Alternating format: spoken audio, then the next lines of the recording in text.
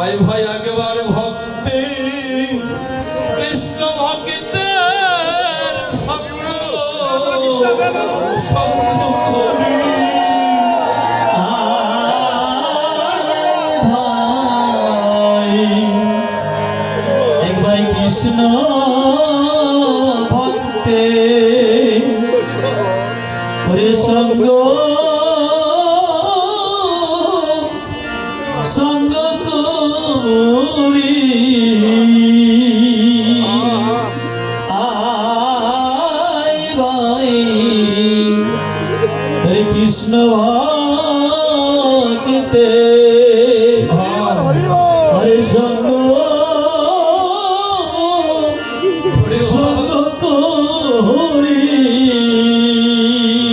আমার আরে ভাগ্যে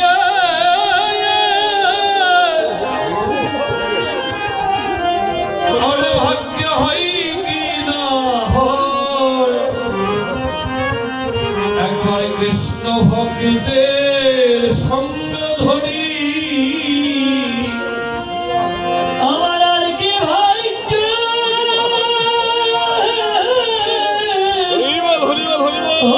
ওরে হয় কি না হয়। আয় ভাই কৃষ্ণ ভক্তের সঙ্গ সঙ্গ করি।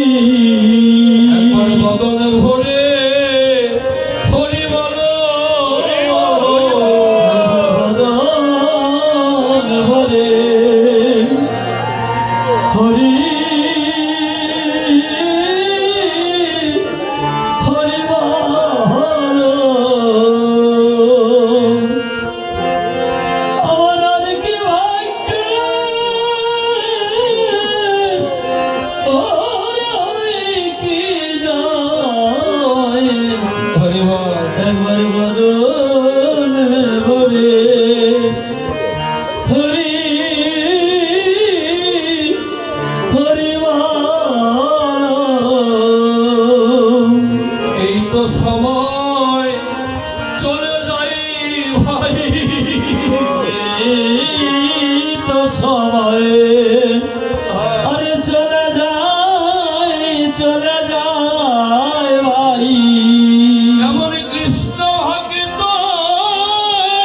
সাধুর সঙ্গ করার এই তো সময় চলে যাই ভাই। এই কৃষ্ণ ভক্ত সাধু সঙ্গ এই তো সময় চলে যায় ভাই। আসো ভক্ত শরণে ধুলায় করি যাই রে।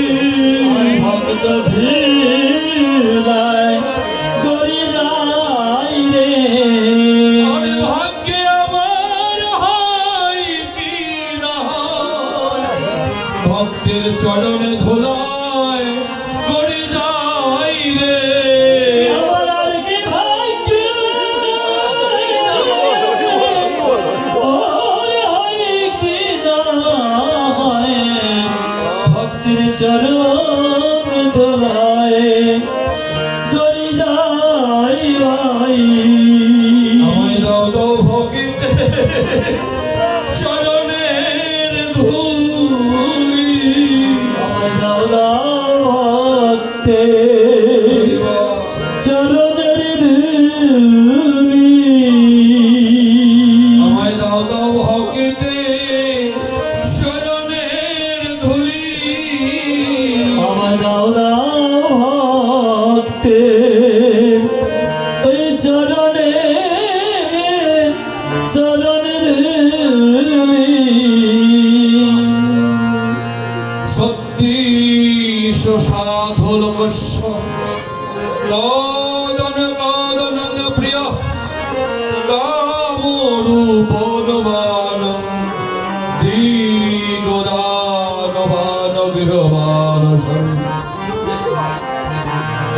রাজ প্রকৃত শ্রবণ শ্রবণ সত্যবী দোষানং দাগ্রস্তব আয়োস্যং যস্য ধর্মা লোকস্যং এবচং ভগবান পরমাত্মনে সচিদানন্দ বিগ্রহম অনাদিরাদি গোবিন্দ সর্বকারণের কারণম। ভগবান সচিদানন্দ বিগ্রহ অনাদিরাদি কংসের কারাগারে দাঁড়িয়ে বলছে, মা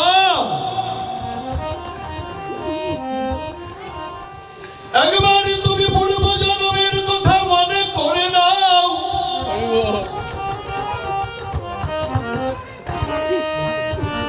সন্তান জন্ম দেওয়াটা সাধনা নয় মা, একজন কৃষ্ণ ভক্ত সন্তানকে জঠরে ধরা সাধনা। আজ তুমি একজন কৃষ্ণ ভগবান শ্রীকৃষ্ণকে জঠরে পেয়ে পূর্ব জন্মের অপরাধে আজ তুমি হস্তপদ শৃঙ্খলে আবদ্ধ। মা বলছে, কৃষ্ণ রে, আমার তো মনে পড়ছে না বাবা, একবার তুমি সেই জটা ব্যাকুল পরিধারণ করে দাঁড়াও। তখন কংসের কারাগারে সেই ত্রেতা যুগের সেই রাম অবতার রূপ নিয়েছিলেন, সঙ্গে নিয়ে গিয়েছিলেন বলরামকে। মা বলছেন, কানুরে, সে শুভ্র তনয়, তোমার সঙ্গে তুমি কাকে নিয়ে এসেছো? ওকে যেন দেখে আমার চেনা চেনা মনে হচ্ছে রে। ওরে যেন ওই বলরামকে দেখে যেন আমার চেনা চেনা মনে হচ্ছে। তখন বললেন, হ্যাঁ মা, তুমি ত্রেতা যুগে যাকে রাজা বানানোর জন্য আমাকে বনবাসে পাঠিয়েছিলে, এই বলরাম তোমার সেই পুত্র, কিন্তু সে ওই রাজ সিংহাসনে কখনো বসেনি। আমার সেই পাদুকা সিংহাসনে বসিয়ে সেই দিন সে ভগবানকে ভগবানের আসনে বসিয়েই পূজা করেছিলেন।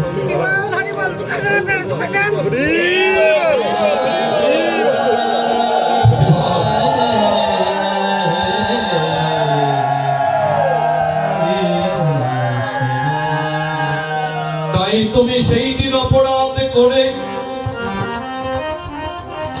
একজন কৃষ্ণ ভক্ত সন্তানকে জঠরে ধরে তুমি ভগবানকে চিনতে পারোনি। আর ভগবান জনমে জনম ভক্তের ভক্তিতেই বাধা থাকে। তাই তোমার সন্তান বলরাম আজ আমার সঙ্গে জন্মে জন্মে যুগে যুগে। তখন মা বললেন, ওরে, একেবারে তুমি সেই ত্রেতা যুগে সেই বনশোভা নিয়ে একবারে তুমি সেই জটা ব্যাকুল পুরোহিত হয়ে আমার সম্মুখে দাঁড়াও, আমি আমার অপরাধী দুটি নয়নকে ধন্য করি। তখন বললেন, মা, তুমি তোমার নয়ন দুটি একবার বন্ধ করো। তখন মা যখন নয়ন বন্ধ করেছে, এবার সেই জটা ব্যাকুল পড়ে শ্রীরাম অবতার নিয়ে দাঁড়িয়েছিলেন ভক্তের ভগবান। তখন মা বললেন, মা, এবারে নয়নে মেলে দেখো, যেন নয়নে মেলে রাম রূপ দেখিল, যেন নয়ন মেলে মা রূপ দেখিল।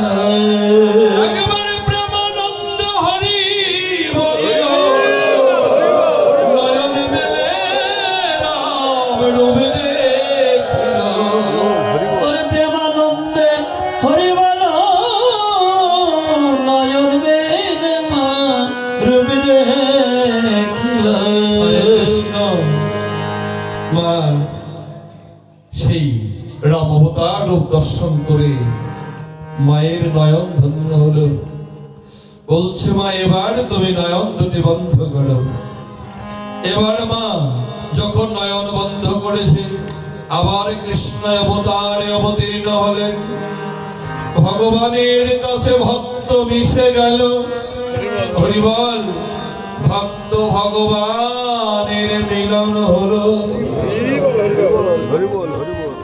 উপস্থিত সাধুগুরু ভক্ত সজ্জন, এই গ্রামের যে সকল গুরুজন ব্যক্তি আমাদের সকলের চর্মচক্ষুর আড়াল হয়ে ইহলোক থেকে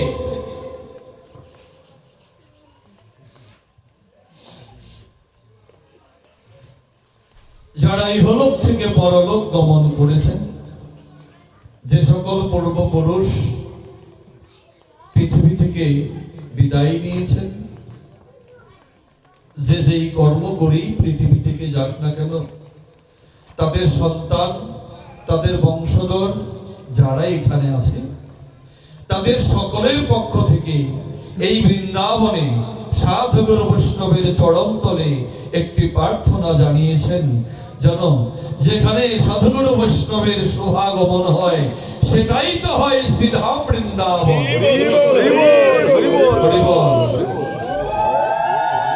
জানো, এই বৃন্দাবনে সকল সাধুগুরু বৈষ্ণবে করুণার বাতাস লেগে, সকল সাধুগুরু বৈষ্ণবের করুণার বাতাস লেগে যেন পরমানন্দ মাধব অনাদিরাদি গোবিন্দ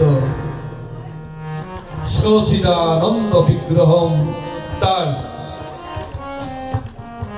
করুণাময় কৃপা যেন সকল পূর্বপুরুষের পরমাত্মার উপর বর্ষিত হয়, সেই প্রার্থনাটুকু সকল ভক্তির কাছে রহিল।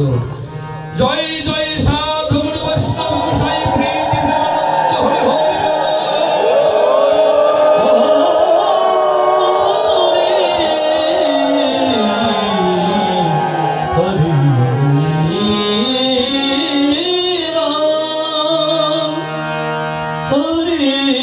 হরে কৃষ্ণ।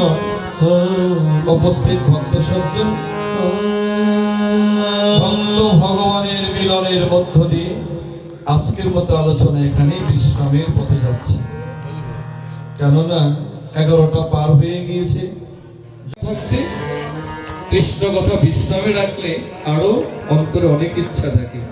যাই হোক, আপনাদের সঙ্গে আবার দেখা হবে চৈত্রর কত তারিখ যেন দাদা? চৈত্রর কত তারিখ যেন? 18ই চৈত্র দাদাদের গড়পাড়াতে আপনারা সকলে আসবেন। ভাগবত সঙ্গ করার সুযোগ অধমকে দিয়েছে, আপনারা কৃষ্ণ কথা শ্রবণ করতে আসবেন। জয় নিতাই, জয় গৌর হরি।